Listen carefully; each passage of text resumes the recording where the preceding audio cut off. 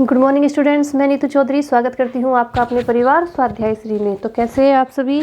I hope अच्छे होंगे, स्वस्थ होंगे, घर पर होंगे, अपना और अपने परिवार वालों का ख्याल रख रहे होंगे। तो जैसा कि आप सभी को पता है, ये हमारी करंट अफेयर की क्लास है जो डेली सुबह 6 बजे होती है। ठीक है, तो कॉपी और पेन लेके बैठेंगे, एक एक क्वेश्चन को बहुत ही अच्छे से नोट डाउन करते हुए चलेंगे। ठीक है, तो शुरुआत करते हैं फर्स्ट क्वेश्चन से। तो आज का हमारा फर्स्ट क्वेश्चन क्या है कि 21 मार्च को विश्व में किस दिवस के रूप में मनाया जाता है? बताएंगे 21 मार्च को विश्व में किस दिवस के रूप में मनाया जाता है? विश्व डाउन सिंड्रोम दिवस, अंतर्राष्ट्रीय वन दिवस, अंतर्राष्ट्रीय रंग दिवस या ये सभी? बताएंगे फटाफट से राइट आंसर क्या हो जाता है। तो 21 मार्च को जो विश्व में मनाया जाता है वो विश्व डाउन सिंड्रोम दिवस के रूप में भी मनाया जाता है, अंतर्राष्ट्रीय वन दिवस के रूप में भी मनाया जाता है, अंतर्राष्ट्रीय रंग दिवस के रूप में भी मनाया जाता है। तो हमारा राइट आंसर क्या हो जाएगा? ये सभी हो जाएगा। Option D is the right answer. चलिए नेक्स्ट चलेंगे इसी में कि 21 मार्च को और अन्य कौन सा दिवस मनाया जाता है?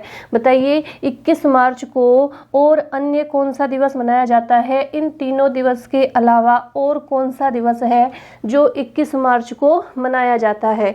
तो एक तो मनाया जाता है विश्व कठपुतली दिवस, विश्व कठपुतली दिवस।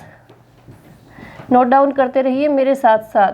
ठीक है, एक कौन सा मनाया जाता है? विश्व कठपुतली दिवस मनाया जाता है और दूसरा मनाया जाता है विश्व कविता दिवस, विश्व कविता दिवस। तो कितने दिवस हो गए? 2 दिवस ये हो गए और तो 3 दिवस पीछे हो गए, 5 दिवस हो गए। नेक्स्ट क्वेश्चन है कि नस्लीय भेदभाव के उन्मूलन के लिए अंतर्राष्ट्रीय दिवस किस दिन मनाया जाता है? नस्लीय भेदभाव के उन्मूलन के लिए जो अंतर्राष्ट्रीय दिवस है वो किस दिन मनाया जाता है? तो वो भी 21 मार्च को ही मनाया जाता है। 21 मार्च को कितने दिवस मनाए जाते हैं? नस्लीय भेदभाव के उन्मूलन के लिए अंतर्राष्ट्रीय दिवस, विश्व कठपुतली दिवस, विश्व कविता दिवस, विश्व रंग दिवस। ठीक है, और कौन कौन से मनाए जाते हैं? विश्व वन दिवस और विश्व डाउन सिंड्रोम दिवस। ये सारे किस दिन मनाए जाते हैं? 21 मार्च को मनाए जाते हैं। नेक्स्ट क्वेश्चन पे चलेंगे, क्वेश्चन नंबर 2 कि हाल ही में आरबीआई इनोवेशन हब और किस आईआईटी संस्थान ने बूस्ट फिटनेस स्टार्टअप्स के साथ टाइप किया है? बताएंगे फटाफट से राइट आंसर क्या हो जाता है। ऑप्शन ए है हमारा आईआईटी मद्रास के साथ, आईआईटी खड़गपुर के साथ, आईआईटी रुड़की के साथ और आईआईटी दिल्ली के साथ। बताइए फटाफट से राइट आंसर क्या हो जाता है। तो किसके साथ किया है? आईआईटी मद्रास के साथ किया है। किसके साथ? आईआईटी मद्रास के साथ। अगर बात की जाए कि भारत की सबसे पहले आईआईटी कौन सी है? सबसे पहली आईआईटी, तो आईआईटी खड़गपुर को भारत की सबसे पहली आईआईटी माना जाता है। कौन सी सबसे पहली आईआईटी किसे माना गया है? खड़गपुर को माना गया है। अगर इसकी स्थापना की बात की जाए तो इसकी स्थापना कब हुई थी? 1950 में हुई थी, यानी इसकी शुरुआत कब हुई थी? 1950 में हुई थी। तो ये पहली हो गई। और आईआईटी मद्रास कौन से नंबर की हो गई? आईआईटी मद्रास हो जाती है तीसरे नंबर की। कौन से नंबर की? तीसरे नंबर की आईआईटी है। प्रथम नंबर की कौन सी हो जाती है? खड़गपुर। और अगर दूसरी की बात की जाए तो कानपुर आईआईटी दूसरे नंबर की आईआईटी हो जाती है, आईआईटी हो जाती है। यानी यानी तकनीक शिक्षा संस्थान बोलेंगे इसे हिंदी में। क्या बोलेंगे? तकनीक शिक्षा संस्थान बोलेंगे आईआईटी को। चलिए नेक्स्ट चलेंगे इसी में कि आईआईटी मद्रास की स्थापना कब हुई थी। अगर आपसे पूछा जाए कि आईआईटी मद्रास की स्थापना कब हुई थी तो हमारा आंसर क्या होगा? 1959 में, 1959 में आईआईटी मद्रास की स्थापना हुई थी। और प्रथम आईआईटी की स्थापना कब हुई थी? ये 1950 में मैंने अभी बताया। कौन सी है प्रथम IIT? Kharagpur IIT, Kharagpur IIT प्रथम है। अगर पूछा जाए कि भारत में कुल कितने आईआईटी है, कितने तकनीकी शिक्षा संस्थान है, तो 2018 के अनुसार जो आईआईटी की संख्या है वो है 23। अगर क्वेश्चन आपसे पूछा जाए 23 है कि भारत में कुल कितने आईआईटी है, तो 23 आईआईटी है, यानी 23 है। प्रथम नंबर पर खड़गपुर आईआईटी, दूसरे नंबर पर कानपुर आईआईटी और तीसरे नंबर की हो जाती है हमारी मद्रास आईआईटी। कितने नंबर की हो जाती है? भारत सरकार द्वारा स्थापित तीसरे नंबर की जो है वो हो जाती है मद्रास आईआईटी। चलिए तीसरे नंबर पर फटाफट से स्क्रीनशॉट लेंगे या नोट डाउन करेंगे। नेक्स्ट क्वेश्चन पे चलेंगे। क्वेश्चन नंबर 3 कि भूमि अभिलेखों तक आसान पहुंच सुनिश्चित करने के लिए दिशांक ऐप लॉन्च करने वाला राज्य कौन सा बन गया है? बताएंगे फटाफट से कौन सा राज्य दिशांक ऐप लॉन्च करने वाला राज्य बन गया है? गुजरात, कर्नाटक, उत्तर प्रदेश या महाराष्ट्र? बताइए फटाफट से राइट आंसर क्या हो जाता है? तो राइट आंसर हो जाता है हमारा ऑप्शन बी यानी कर्नाटक। कर्नाटक दिशांक ऐप, कौन सा ऐप है? दिशांक ऐप लॉन्च करने वाला पहला राज्य बन गया है। इसमें क्या होगा? भूमि अभिलेखों तक आसान पहुंच सुनिश्चित करने के लिए ये ऐप बनाया गया है। ठीक है, अगर कर्नाटक की बात करें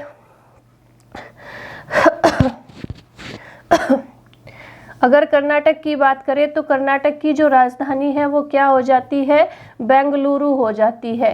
क्या हो जाती है? बेंगलुरु हो जाती है। इसका पहला नाम क्या था? कर्नाटक का नाम पहले क्या था? मैसूर था।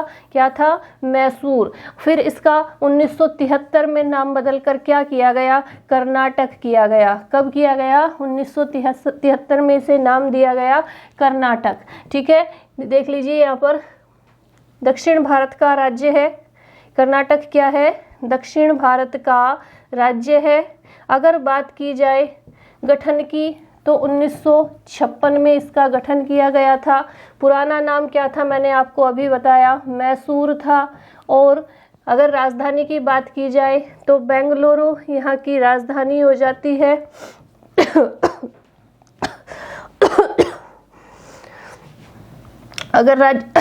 अगर राज्यपाल की बात की जाए तो भारद्वाज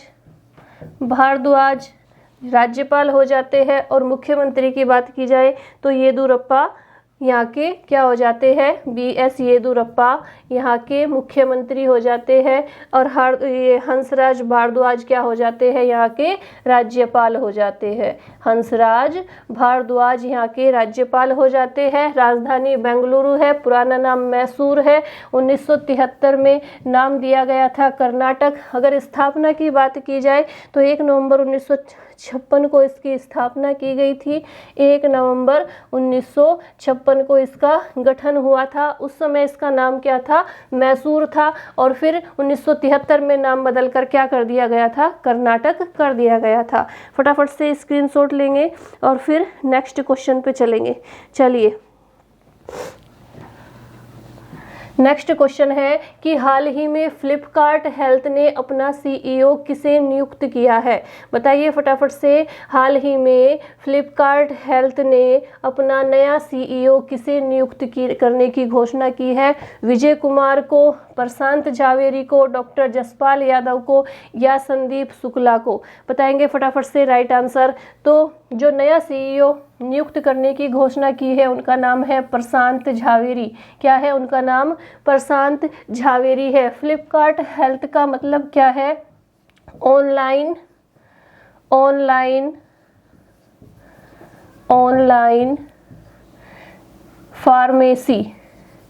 फार्मेसी यानी अब फ्लिपकार्ट हेल्थ क्या करेगा कि घर घर ऑनलाइन दवाई पहुंचाने का कार्य भी करेगा। अगर किसी को दवाई की ज़रूरत है तो फ्लिपकार्ट हेल्थ के द्वारा आप अपने घर पर ही दवाई मंगा सकते हैं। अब ऑनलाइन फार्मेसी का कार्य भी फ्लिपकार्ट ने शुरू कर दिया है। अगर बात की जाए, इसी में आगे चलते हैं कि फ्लिपकार्ट की स्थापना कब हुई थी।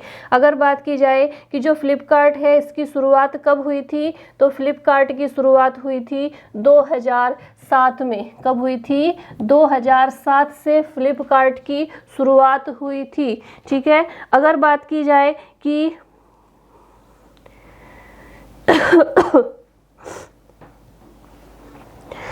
जो फ्लिपकार्ट है उसके संस्थापक कौन थे, तो इन्हें दो लोगों ने मिलकर इसकी स्थापना की थी। एक थे बिनी बंसल और दूसरे थे सचिन बंसल। दूसरे कौन थे?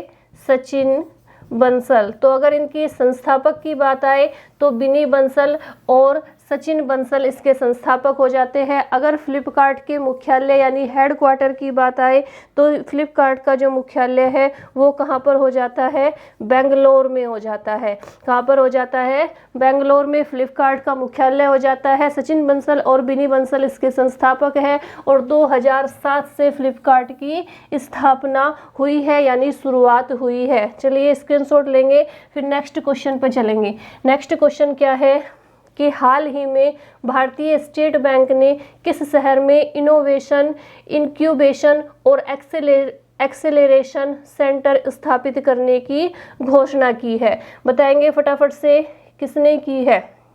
ऑप्शन ए है हमारा हैदराबाद, ऑप्शन बी है दिल्ली, ऑप्शन सी है चेन्नई और ऑप्शन डी है पुणे। तो बताएंगे फटाफट से कि जो एसबीआई है, भारतीय स्टेट बैंक है, उसने किस शहर में इनोवेशन, इंक्यूबेशन और एक्सेलरेशन सेंटर स्थापित करने की घोषणा की है? तो उन्होंने की है हैदराबाद में। हैदराबाद कहाँ पर है? तेलंगाना की कैपिटल है हैदराबाद। तेलंगाना की राजधानी है हैदराबाद। अगर तेलंगाना की बात की जाए तो तेलंगाना आंध्र प्रदेश से अलग करके एक स्टेट बनाया गया था अलग 2014 में 29वें राज्य के रूप में। कौन से नंबर के? 29वें राज्य के रूप में तेलंगाना की जो स्टेट है वो बनाया गया था। किससे अलग करके? आंध्र प्रदेश से अलग करके। और ये हैदराबाद इसकी क्या हो जाती है? राजधानी हो जाती है। ठीक है, फटाफट से नोट डाउन कीजिए, फटाफट से इसका स्क्रीनशॉट लीजिए। अगर बात की जाए कि जो यहाँ के तेलंगाना के कौन है? राज्यपाल है। राज्यपाल की बात की जाए तो यहाँ के राज्यपाल हो जाते हैं तमिल साई सोंदे रंजन यहाँ के क्या हो जाते हैं? राज्यपाल हो जाते हैं। अगर सीएम की बात की जाए तो के चंद्रशेखर राव यहाँ के क्या हो जाते हैं? चीफ मिनिस्टर हो जाते हैं, मुख्यमंत्री हो जाते हैं। अगर राजभाषा की बात की जाए तो तेलुगु यहाँ की राजभाषा हो जाती है। कौन सी? तेलुगु यहाँ की राजभाषा हो जाती है। फटाफट से स्क्रीनशॉट लेंगे, आगे चलेंगे। इसी में भारतीय स्टेट बैंक से संबंधित भी कुछ क्वेश्चन है, उन्हें भी देख लेते हैं कि भारतीय स्टेट बैंक की स्थापना कब हुई थी? बताएंगे फटाफट से भारतीय स्टेट बैंक की स्थापना कब हुई थी और इसे भारतीय स्टेट बैंक यानी एसबीआई नाम कब दिया गया था? तो अगर स्थापना की बात की जाए तो इसकी स्थापना 1806 में हो गई थी, लेकिन उस समय इसका नाम क्या था? उस समय इसका नाम था बैंक ऑफ कलकत्ता। क्या था? बैंक ऑफ कलकत्ता के रूप में इसकी शुरुआत हुई थी, बैंक ऑफ कलकत्ता के रूप में। अगर बात की जाए कि इसे एसबीआई यानी भारतीय स्टेट बैंक का नाम कब दिया गया तो 1944 में इसे एसबीआई का नाम दिया गया। 1944 में 1 जुलाई 1944 को। ठीक है, अगर बात की जाए कि जो एसबीआई है, एसबीआई के प्रथम अध्यक्ष कौन थे? तो प्रथम अध्यक्ष थे जॉन मथाई। कौन थे? जॉन मथाई एसबीआई के प्रथम अध्यक्ष माने जाते हैं। और अगर बात की जाए प्रथम महिला अध्यक्ष की बात की जाए तो प्रथम महिला अध्यक्ष कौन थी? प्रथम महिला अध्यक्ष थी अरुंधति राव। कौन थी? प्रथम महिला जो अध्यक्ष थी वो थी अरुंधति भट्टाचार्य। कौन थी? अरुंधति भट्टाचार्य प्रथम महिला अध्यक्ष थी। और अगर प्रथम अध्यक्ष की बात की जाए तो जॉन अथाई इसके प्रथम अध्यक्ष थे। ये देखिए नेक्स्ट क्वेश्चन यही है कि भारतीय स्टेट बैंक के प्रथम अध्यक्ष कौन थे? तो जॉन मथाई प्रथम अध्यक्ष थे। और भारतीय स्टेट बैंक की प्रथम महिला अध्यक्ष कौन थी? तो अरुंधति भट्टाचार्य यहाँ की SBI की प्रथम महिला अध्यक्ष थी। फटाफट से नोट डाउन करेंगे। और अगर बात की जाए मुख्यालय की, यहीं पे लिख देती हूँ मैं हेडक्वार्टर, तो आप सभी को पता है मुंबई में इसका हेडक्वार्टर है। और अगर वर्तमान अध्यक्ष की बात की जाए, वर्तमान में जो अध्यक्ष है SBI के 2020 से जो अध्यक्ष है उनका नाम है दिनेश खारा। क्या है उनका नाम? दिनेश खारा वर्तमान में SBI के अध्यक्ष है। प्रथम अध्यक्ष कौन हो जाते हैं? जॉन मथाई हो जाते हैं। प्रथम महिला अध्यक्ष अरुंधति भट्टाचार्य हो जाती है। और वर्तमान अध्यक्ष दिनेश खारा हो जाते हैं। इस बैंक की जो शुरुआत हुई थी वो 1806 में हो गई थी। उस समय इसका नाम क्या था? बैंक ऑफ कलकत्ता था। फिर इसका नाम बदलकर 1 जुलाई 1944 को SBI नाम दिया गया था, यानी central bank state bank of India का नाम दिया गया था। अगर बात की जाए प्रथम अध्यक्ष की तो वो मैंने आपको बता ही दिया, जॉन मथाई। प्रथम महिला अध्यक्ष अरुंधति भट्टाचार्य। और वर्तमान अध्यक्ष कौन हो जाते हैं? दिनेश खारा हो जाते हैं। हेडक्वार्टर हमारा मुंबई में हो जाता है। तो स्टेट बैंक के बारे में भी आपको जानकारी मिल गई और हैदराबाद के बारे में भी। नेक्स्ट क्वेश्चन पे चलेंगे। नेक्स्ट क्वेश्चन है कि हाल ही में अमेरिकी वैज्ञानिक यूजीन न्यूमैन पार्कर का निधन हो गया। वह किस क्षेत्र से जुड़े थे? बताइए फटाफट से। जो यूजीन न्यूमैन पार्कर थे उनका निधन हो गया, वह किस क्षेत्र से जुड़े थे? तो वह जीव विज्ञान से जुड़े थे, या रसायन विज्ञान से जुड़े थे, या कृषि विज्ञान से जुड़े थे, या सौर भौतिकी से जुड़े थे? बताएंगे फटाफट से। किससे जुड़े थे? सौर भौतिकी से, कृषि विज्ञान से, रसायन विज्ञान से, या जीव विज्ञान से? तो इनका संबंध किससे था? इनका संबंध था सौर भौतिकी से। जो यूजीन न्यूमैन थे उन्होंने 2018 में, मैं थोड़ा ऊपर कर देती हूँ आपको अच्छे से दिख जाएगा। तो जो यूजीन न्यूमैन थे उन्होंने 2018 में national aeronautics and space administration के पार्कर सोलर प्रोब के लॉन्च को देखा था, जो जीवित व्यक्ति के नाम पर नासा का पहला मिशन था। यानी नासा का ऐसा पहला मिशन था जो उन्होंने देखा था, जो किसी जीवित व्यक्ति के नाम पर था। यानी अगर किसी भी मिशन को नाम दिया जाता है तो व्यक्ति की मृत्यु के बाद, तो उनके ही सामने उन्होंने ऐसा पहला मिशन देखा था जो जीवित व्यक्ति के नाम पर था। ठीक है, चलिए नेक्स्ट क्वेश्चन पे चलेंगे। Question number 7। तो क्वेश्चन नंबर 7 क्या है हमारा कि हाल ही में नई दिल्ली में अंतर्राष्ट्रीय भूवैज्ञानिक कांग्रेस का कौन सा संस्करण आयोजित किया गया है? बताइए फटाफट से। 36वां, 39वां, 38वां या 45वां? नई दिल्ली में अंतर्राष्ट्रीय भूवैज्ञानिक कांग्रेस का संस्करण आयोजित हुआ है। कौन से नंबर का हुआ है? 36वें, 39वें, 38वें या 45वें? तो अब की बार जो संस्करण आयोजित हुआ है कहाँ पर हुआ है? नई दिल्ली में। कहाँ पर हुआ है? दिल्ली में हुआ है। ठीक है, और ये हुआ है 36वां संस्करण, यानी option A is the right answer. 36वां संस्करण इस बार लॉन्च हुआ है। चलिए नेक्स्ट क्वेश्चन पे चलेंगे। क्वेश्चन नंबर 8 है कि भारत की retail company Reliance retail Deloitte global powers of retailing 2022 में कौन से स्थान पर रही? बताएंगे फटाफट से कौन से स्थान पर रही। ऑप्शन ए है 42वें स्थान पर, 56वें स्थान पर, 58वें स्थान पर या 44वें स्थान पर। भारत की रिटेल कंपनी कौन सी? Reliance retail Deloitte global powers of retailing 2022 में कौन से स्थान पर रही? तो ये रही 56वें स्थान पर। कौन से स्थान पर? 56वें स्थान पर रही। ठीक है, अगर बात की जाए कि प्रथम स्थान पर कौन सी कंपनी रही? Retail company Reliance retail Deloitte global powers of retailing 2022 में जो प्रथम स्थान पर कंपनी रही वो कौन सी कंपनी है? तो वो है अमेरिका की कंपनी। कौन सी है? उसका नाम क्या है? अमेरिका की कंपनी का नाम है वॉलमार्ट। क्या है उसका नाम? Walmart ink. वोल्मार्ट इंक जो है वो प्रथम स्थान पर रही है। 56वें स्थान पर तो भारत की रही है, और जो वोल्मार्ट इंक है वो प्रथम स्थान पर रही है। और अगर द्वितीय स्थान की बात करें, दूसरा ये वाला है, तो दूसरे स्थान पर कौन सी रही है? Amazon Inc. कौन सी रही है? अमेजन इंक दूसरे स्थान पर रही है, और वोल्मार्ट ये रही है प्रथम स्थान पर। तो फटाफट से नोट डाउन करेंगे या स्क्रीनशॉट लेंगे। चलिए नेक्स्ट क्वेश्चन पे चलते हैं कि मिशन इंद्रधनुष की सूची में शीर्ष स्थान पाने वाला राज्य कौन सा बना है? बताइए फटाफट से। मिशन इंद्रधनुष की जो सूची है उसमें शीर्ष स्थान पर कौन सा राज्य पहुंचा है? राजस्थान, उत्तराखंड, उत्तर प्रदेश या ओडिशा?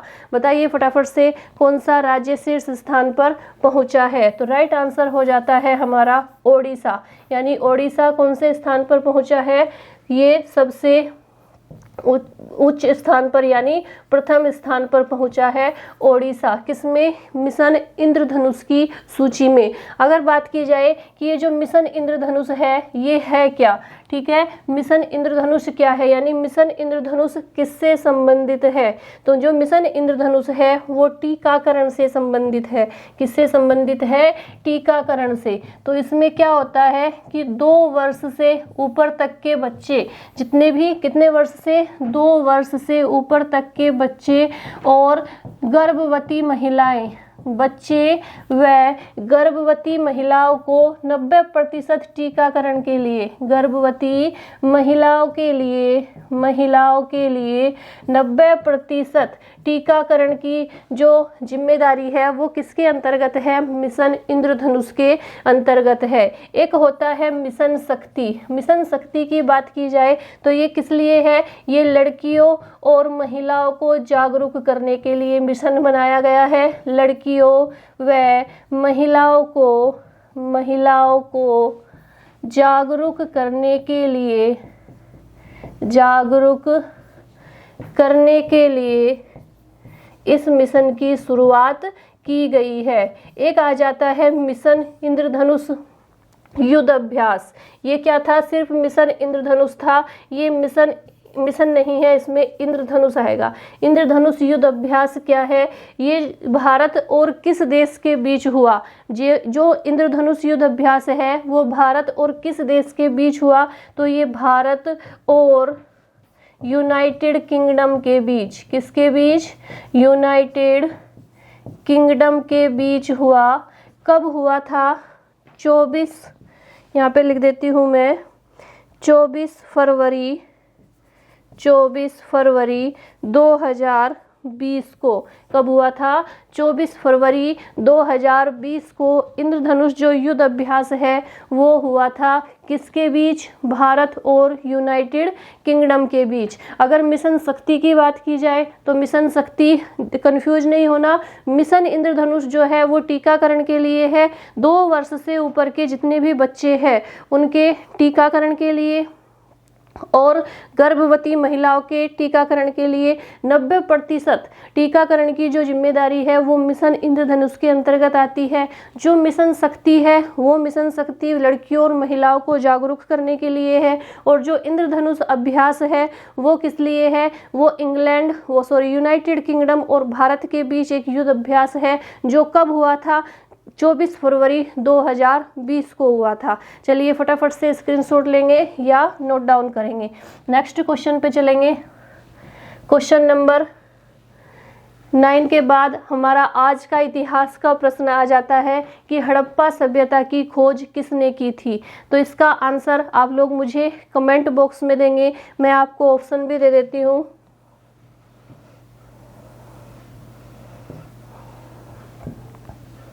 ऑप्शन ए है राखलदास बनर्जी।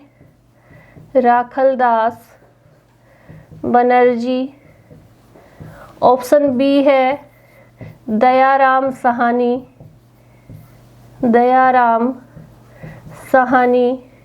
ऑप्शन सी है BS थापर और ऑप्शन डी है इनमें से कोई नहीं। नहीं। तो ये एक क्वेश्चन हम इतिहास का पूछेंगे आपसे, जिसका आंसर आप लोग मुझे कमेंट बॉक्स में देंगे। तो आज का हमारा प्रश्न क्या है कि जो हड़प्पा सभ्यता थी उसकी खोज किसने की थी। हड़प्पा सभ्यता के बारे में आप लोगों ने बहुत अच्छे से पढ़ा होगा कि हड़प्पा सभ्यता क्या थी, क्या हुआ था, कैसे ये खत्म हो गई थी।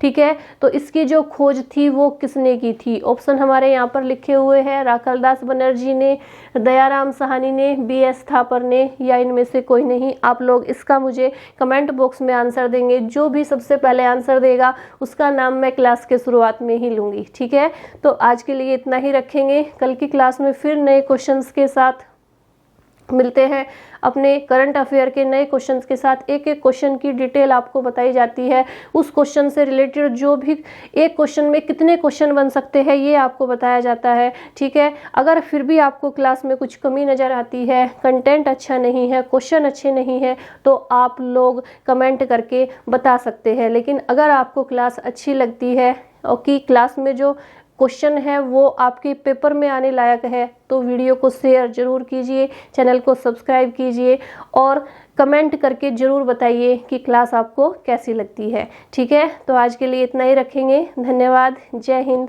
जय भारत।